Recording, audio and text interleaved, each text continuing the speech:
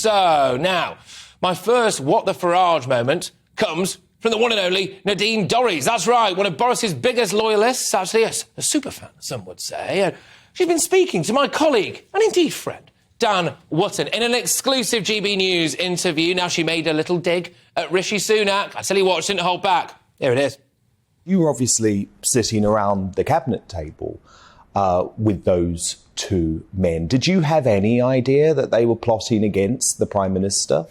I have my suspicions, not least because when some difficult decisions were taken, like when we wanted to lift restrictions from COVID, it was very difficult to get the Chancellor at meetings to commit to any policy at all.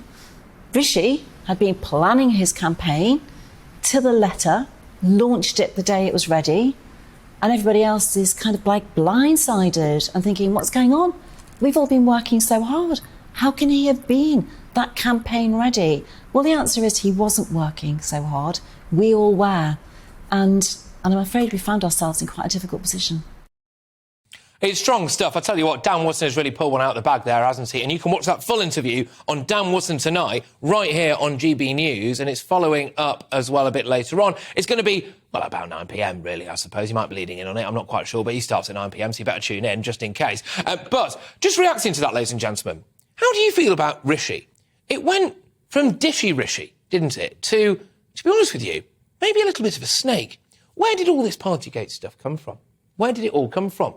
Now, it's emerged, of course, that he's been campaign ready, as Nadine Dorries said, for rather a long time. A very slick promotional video, arguably, some would say, recorded quite far in advance. Now, this guy, OK, has got a pretty shaky record. Got to be careful what I say here now. A questionable record when it comes to, well, I suppose, paying full tax in the UK. Certainly his wife, OK, we all know the stories, right? There's no insinuation, of course, that Rishi Sunak's done anything illegal. But bit of a shaky record. A lot of people say, hey, maybe he's a bit out of touch. Maybe he's too rich. For me, it's very simple.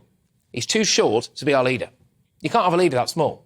You can't. I'm sorry. He's teeny tiny. It's teeny tiny Rishi. And I'm sorry, it's not an ad hominem attack here, but you cannot have someone that Emmanuel Macron looks down on, right, as your leader. It's about stature on the world stage, and Rishi Sunak looks like a toddler.